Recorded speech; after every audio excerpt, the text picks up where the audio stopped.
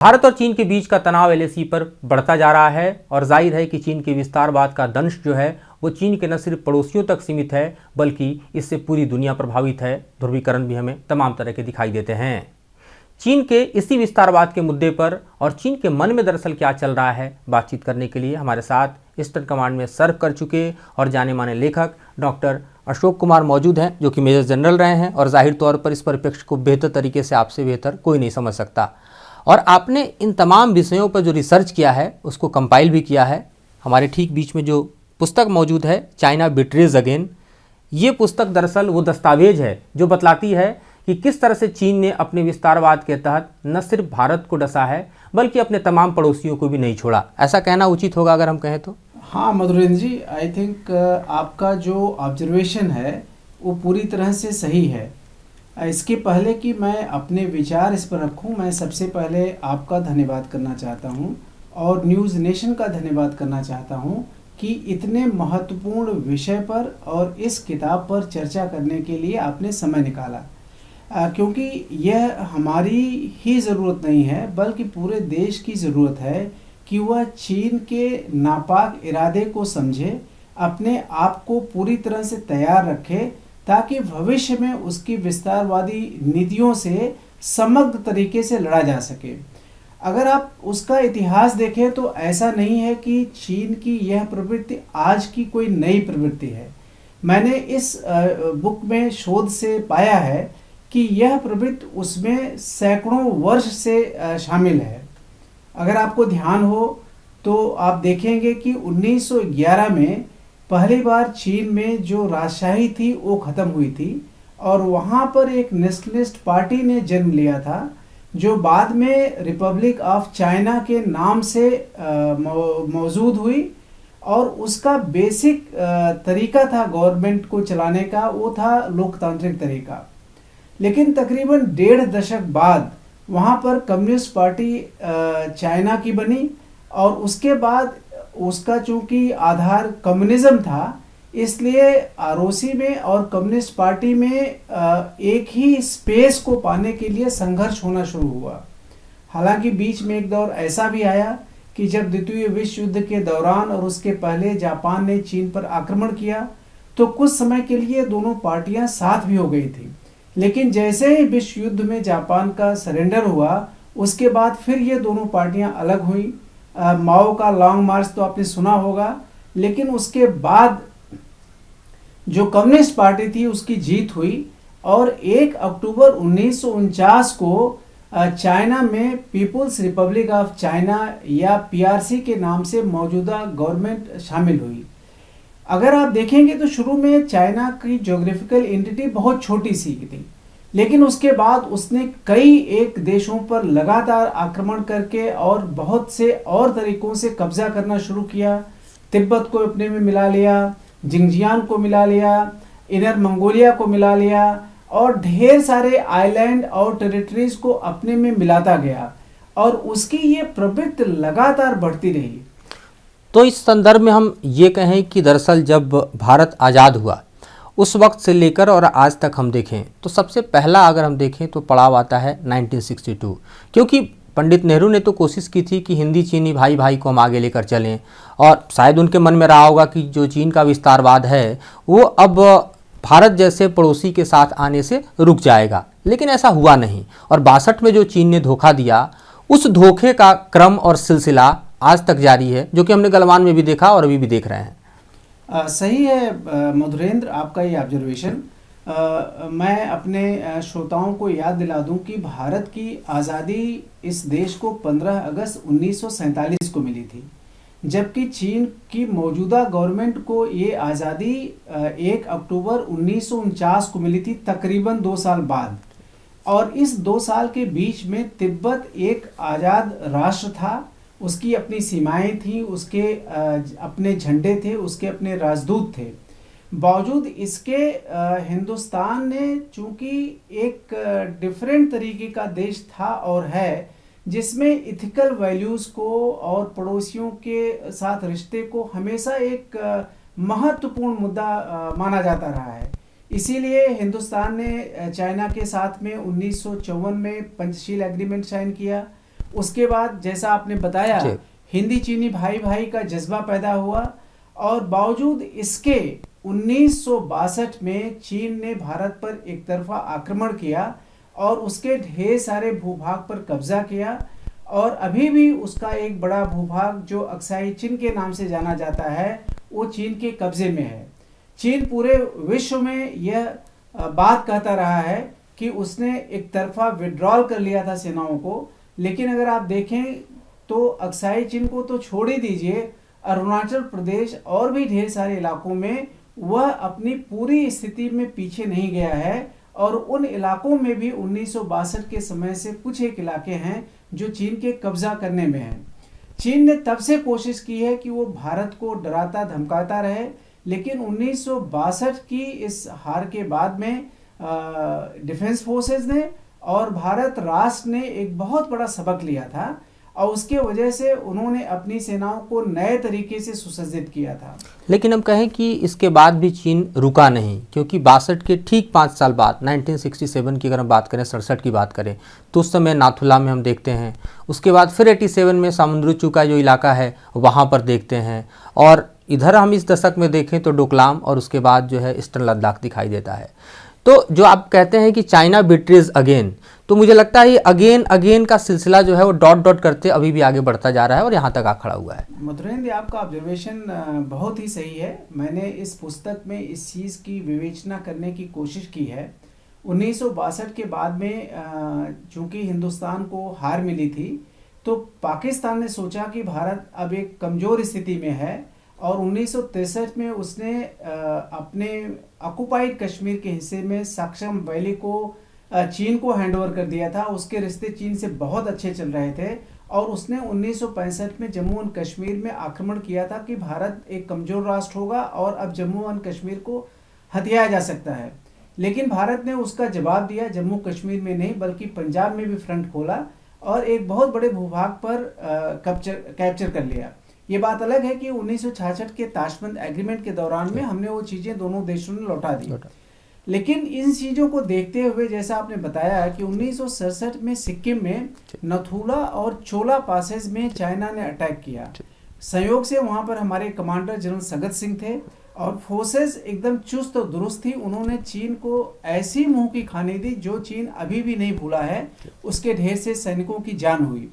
और आगे जैसे आपने बताया 1987 में जब हमने अरुणाचल प्रदेश को पूर्ण राज्य का दर्जा दिया, तो उसके बाद उसने अरुणाचल में तवांग सेक्टर में फिर कुछ इलाकों को कैप्चर करने की कोशिश की। लेकिन उस समय यहाँ के चीफ जनरल सुंदर जी ने फोर्सेस का बहुत बड़ा मोबिलाइजेशन किया और ट्राई सर्विसेज ने मिल करके चीन की वो हरकत रोकी, और हम उस इलाके में मौजूदा समय में काफ़ी फॉरवर्ड लोकेशंस में हैं और काफ़ी संगठित रूप में, जिसमें चीन अब आगे कोई हमला नहीं कर सकता है। चीन जैसा आपने बताया कि अभी यहीं नहीं रुका था। एक बार भारत से मुंह की लगातार खाने के बाद 1967 और 87 में उसने अपना रुख किया भारत के एक बहुत क्लोज दोस्त भूटान के बारे में, और 2017 में डोकलम में उसने कंस्ट्रक्शन का काम करना शुरू किया जो उसका अपना इलाका नहीं था।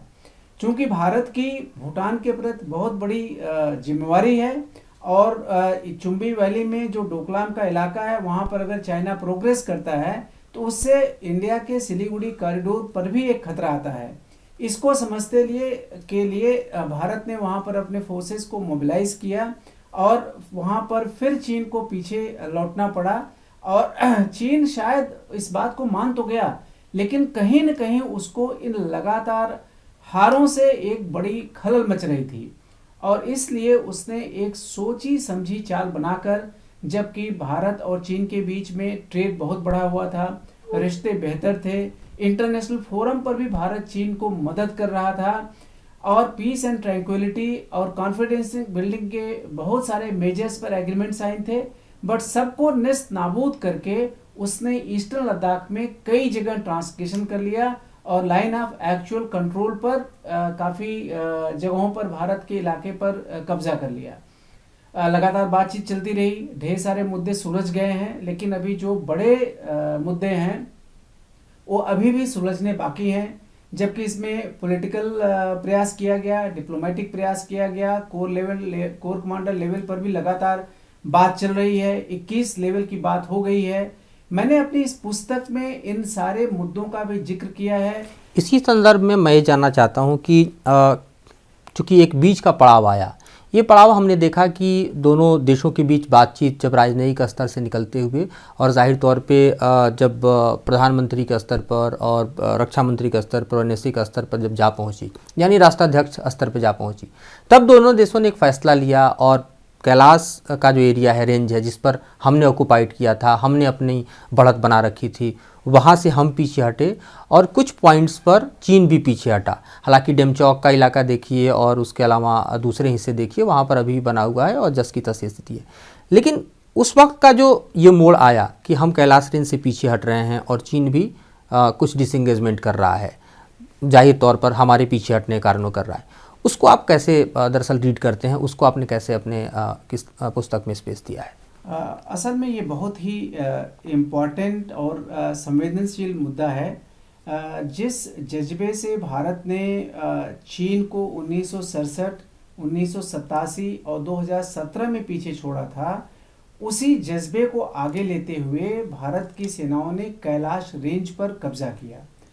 अगर आप कैलाश रेंज की स्थिति देखें तो ये इलाका भारत का ही हिस्सा है, लेकिन उसमें भारत की सेनाएं नहीं थी और उस पर ऑक्यूपेशन से जो सबसे बड़ा फायदा था कि चीन के जो गैरिसन्स थे वो सीधे भारत के फोर्सेस के इफेक्टिव रेंज के अंदर आ रहे थे।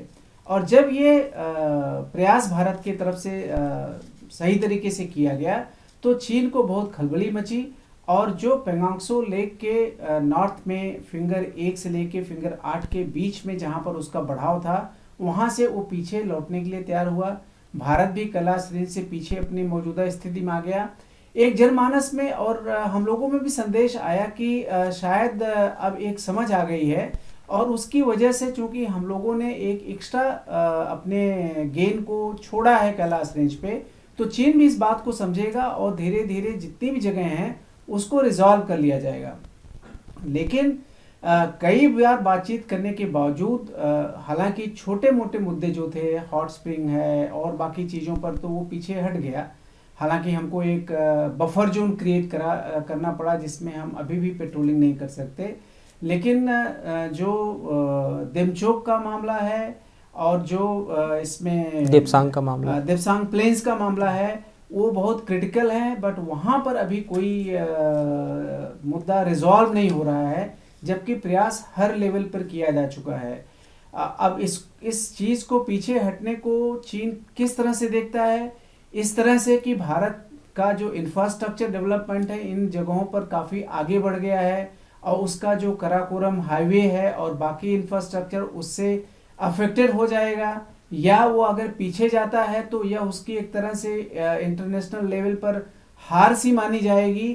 ढेर सारे ऐसे कारण हैं जिससे ये मुद्दा रिजॉल्व नहीं हो रहा है। इस बार भी जो बातचीत हो रही थी उसमें भारत लगातार, चूंकि पिछले 3 कॉर्प्स कमांडर लेवल की बातचीत में कह रहा है कि डिसएंगेजमेंट होगा पहले, उसके बाद डीएस्केलेशन होगा, और डिसएंगेजमेंट का प्रोसेस चीन शुरू करने को राजी नहीं हो रहा। देपसांग का मुद्दा जैसा आपने कहा और डेमचौक का मुद्दा ये रिजॉल्व नहीं हो रहा। अब सवाल ये उठता है कि चीन के मन में है क्या? इसको अगर आप रीड कर पाएँ, चूँकि आपका पूरा एकदम देखा जाए करियर तो उन इलाकों से होकर गुजरता है जो इस वक्त सबसे ज़्यादा देखें तो भारत और चीन के बीच तनाव के केंद्र बने हुए हैं, और आपने तमाम चीन को जिस तरह से रीड किया है अपने बुक में वो भी काबिल तारीफ़ है, जो बतलाता है और किसी भी पाठक के समझने के लिए बेहद आसान रास्ता देता है कि चीन के मन में क्या है। लेकिन आपके शब्दों में अगर हम कहें, असल में इसको सही तरीके से समझने के लिए आपको थोड़ा सा चीन की स्ट्रेटजी पर ध्यान देना पड़ेगा। जब 1962 की लड़ाई हुई या बाद में आगे हमारी फोर्सेस का डेवलपमेंट हुआ तो इंडिया का फोकस रहा टैक्टिकल लेवल पर, जिसने हमने अपने इन्फेंट्री को और बाकी लोगों को फॉरवर्ड एरिया में पोस्ट बना करके डिप्लॉयमेंट करना शुरू किया। लेकिन इंफ्रास्ट्रक्चर डेवलप करने में, एक्सियल और लेटरल कनेक्टिविटी में, फॉरवर्ड एरियाज में एयरफील्ड्स डेवलप करने में और ढेर सारी चीज़ों पर उतना ध्यान नहीं दिया। यानी कि टैक्टिकल लेवल पर तो हम आगे बढ़ गए, चीन से एडवांटेजियस पोजीशन पहुंच गए, लेकिन ऑपरेशनल और स्ट्रेटजिक लेवल पे हम पीछे रह गए। बावजूद इसके चीन ने इसका एग्जैक्टली उल्टा किया। उसने पहले स्ट्रेटजिक लेवल पर अपनी कैपेसिटी डेवलप की, ऑपरेशनल लेवल पर डेवलप की, जितनी एयरफील्ड्स एंड इंफ्रास्ट्रक्चर डेवलपमेंट उसने रेल का, रोड का, एक स्टेट से दूसरे स्टेट का, फोर्सेस को एक जगह से दूसरे जगह ले जाने का, ये कैपेसिटीज डेवलप की। वो अभी तक तो हम उसकी तरफ बढ़ ही नहीं पाए थे। पिछले 2-3 सालों में हम उस तरफ बढ़े हैं, ये बात अलग है, लेकिन उस तरफ हम उसकी तरफ नहीं बढ़ रहे थे। टैक्टिकल लेवल पर उसने कोई खास काम नहीं किया था, क्योंकि शायद उसका मानना था कि भारत और चीन के जो रिलेशंस हैं, भारत अपनी तरह से आक्रमण नहीं करेगा तो वो ये रिस्क ले सकता है। और उसने फॉरवर्ड एरियाज में केवल कुछ एक जगहों पर जहां पर फेस टू फेस सेनाएं हैं, बुमला है, नथुला है, भले थोड़ा बहुत डिप्लॉयमेंट है, बट ज़्यादातर इलाके में जहां हमारा डिप्लॉयमेंट था उसके इलाके खाली थे। बल्कि हम लोग ये सोच भी रहते थे कि अगर चाइना अटैक करेगा इन खाली जगहों पर कैसे अटैक कर पाएगा भारत के ऊपर पर। और हम लोग खुश थे कि हम लोग एडवांटेजेस पोजीशन पे हैं, फॉरवर्ड पोजीशन पे अच्छी तरह बैठे हुए हैं। लेकिन बाद में पिछले 5-7 साल में चाइना ने क्या किया कि उसका जो टैक्टिकल लेवल का इंफ्रास्ट्रक्चर था उसमें फोकस किया। उसने फॉरवर्ड जगहों पे गन का डिप्लॉयमेंट, हेलीपैड्स बनाना, डुअल यूज के जो विलेजेस हैं उनको बनाना जिसमें फोर्सेस के लिए भी रहने का बंदोबस्त हो, आर्म्स एंड अम्युनिशन को रखने का बंदोबस्त हो, फॉरवर्ड पोस्ट पे ट्रुप्स को लाने का, उसने पूरा का पूरा जो टैक्टिकल लेवल उसकी कमी थी उसको पूरा किया। तो अब उसके पास ऐसा है कि स्ट्रेटजिक, ऑपरेशनल और टैक्टिकल लेवल पर सारी कैपेसिटीज पूरी हो गई हैं। हमारा टैक्टिकल लेवल पे काम पहले ही अच्छा था, ऑपरेशनल और स्ट्रेटजिक लेवल पे हम थोड़ा पीछे चल रहे थे। लेकिन जैसा मैंने कहा कि 3-4 साल में एक्सेसिव फोकस है मौजूदा सरकार का, जिसमें रोड कनेक्टिविटीज एक्सियल भी और लैटरल भी, हर स्टेट में जो बॉर्डर स्टेट है एक बहुत फास्ट तरीके से काम चल रहा है, जिसमें बॉर्डर रोड ऑर्गेनाइजेशन एकदम से फ्रंट पे काम कर रहा है। सारे डेवलपमेंट की एक्टिविटीज एक नेशनल लेवल पर एग्रीगेट कर रही हैं। इवन जो फॉरवर्ड एयरफील्ड्स हैं और भी बाकी इंफ्रास्ट्रक्चर है, एयरफोर्स के जो फाइटर एंड हायर कैपेबिलिटी के एयरक्राफ्ट है उनकी फॉरवर्ड पोजिशनिंग हो रही है।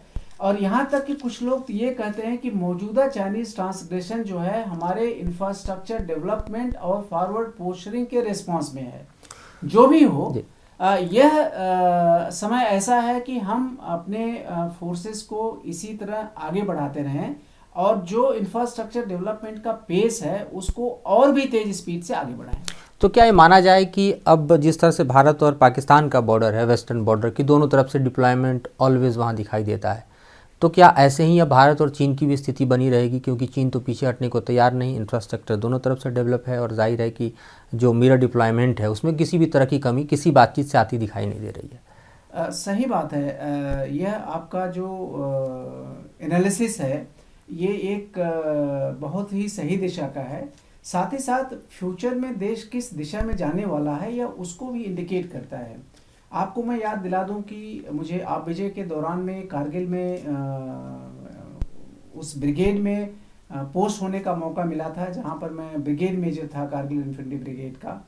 और वहां पर मैंने देखा कि इंडिया और पाकिस्तान का डिप्लॉयमेंट लाइन ऑफ कंट्रोल पर ऑलमोस्ट मिरर इमेज में था।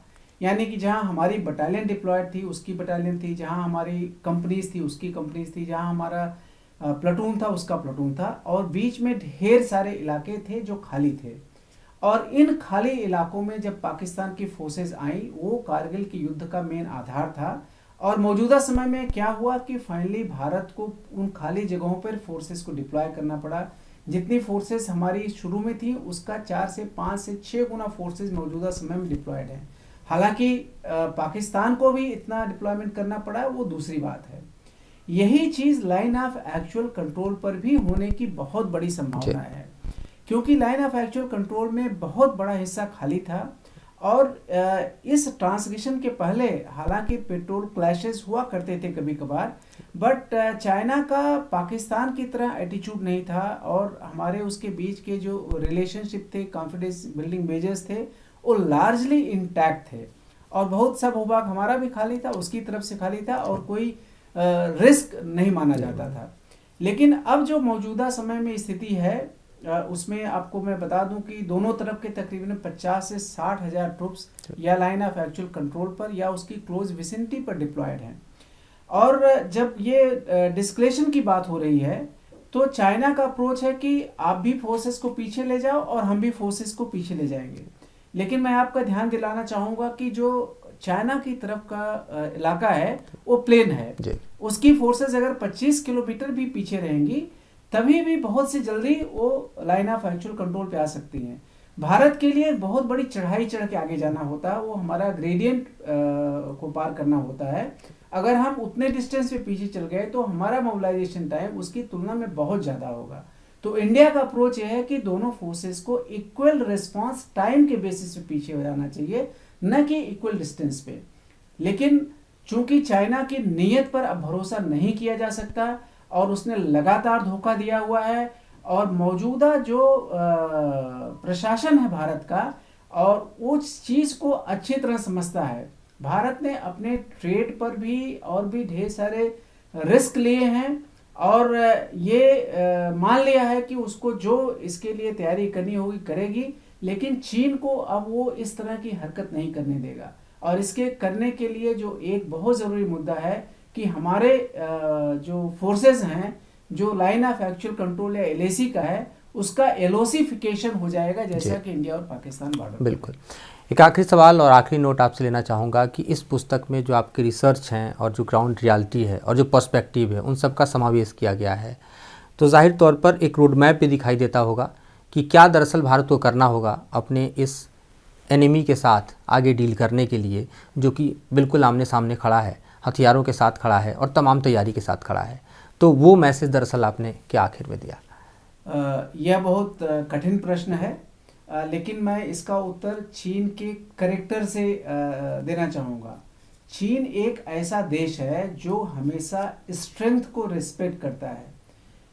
वियतनाम जैसा देश जिस पर चीन ने आक्रमण किया, वियतनाम बहुत छोटा सा देश है चीन की तुलना में, लेकिन वियतनाम ने अपना ध्यान अपने को डिफेंड करने में कम लगाया, वो खुद भी चीन के अंदर घुस गया। बावजूद इस तरह से कि उसके पास उतनी फोर्सेस नहीं थी, लेकिन चूंकि उसका रवैया आक्रामक था, वो अपनी फोर्स को इस्तेमाल करने के लिए तैयार था। फाइनली चीन को पीछे हटना पड़ा। चीन को यही चीज करना पड़ा। चीन ने जब रशिया के साथ युद्ध किया तो जब भी चीन को चाहे अपने से बड़े या छोटे देश से युद्ध करना पड़ा है जिसमें उन देशों ने ऑफेंसिव तरीका अपनाया है, चीन हमेशा पीछे रहा है। पूरे इतिहास में एक भी उदाहरण ऐसा नहीं है जहां पर किसी सशक्त रिस्पांस करने वाले देश के सामने चीन खड़ा हुआ हो। मुझे लगता है कि अब समय आ गया, भारत को भी उसी मोड में जाना होगा। इसका एक कतई मतलब नहीं है कि आप चीन के ऊपर अटैक कर दें या ऑफेंसिव इंटेंट उसको डिस्प्ले करें, क्योंकि किसी भी देश के लिए युद्ध कोई बहुत अच्छी चीज नहीं होती है। अच्छे रिलेशनशिप, पीसफुल रिलेशनशिप या कोई समस्या हो तो उसको बातचीत से एंगेज किया होना बेस्ट है।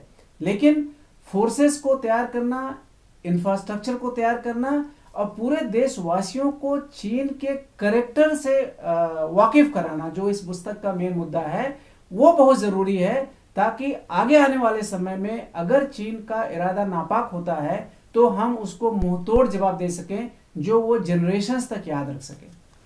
तो जाहिर तौर पर ये समझना बेहद ज़रूरी है, ये जानना बेहद ज़रूरी है हर देशवासी के लिए, क्योंकि राष्ट्र की संप्रभुता हर व्यक्ति से जुड़ी है, हर नागरिक से जुड़ी है। और ऐसे में चीन जैसे पड़ोसी को समझना, उसके नियत को समझना, उसके नियत को भांपना और ख़ुद को तैयार रखना, यही दरअसल वक्त की ज़रूरत है। इसी वक्त की ज़रूरत को भारत की सरकार भी पूरा कर रही है, इसी वक्त की ज़रूरत को हमारी सेना भी पूरा कर रही है। और जाहिर है कि चीन को समझ के ही ये संभव हो सकता है। और जिन्हीं संभावनाओं को पूरे विस्तार से इस पुस्तक में उल्लेख किया गया है, जो आप अगर पढ़ें तो चीन को समझने में बेहद कारगर आपको हम कहें की भूमिका निभाएगी। और जाहिर तौर पे इस पुस्तक के ज़रिए आप चीन के नज़रिए को भी स्पष्ट तौर पे समझ सकेंगे। आगे चीन के संदर्भ में आपको कभी धोखा नहीं खाना पड़ेगा। तो फिलहाल मुझे और मेजर जनरल अशोक कुमार जी को दीजिए इजाज़त। फिर एक नई पुस्तक पर एक नई चर्चा लेकर आगे अगले कार्यक्रम में हम आपके सामने आएंगे।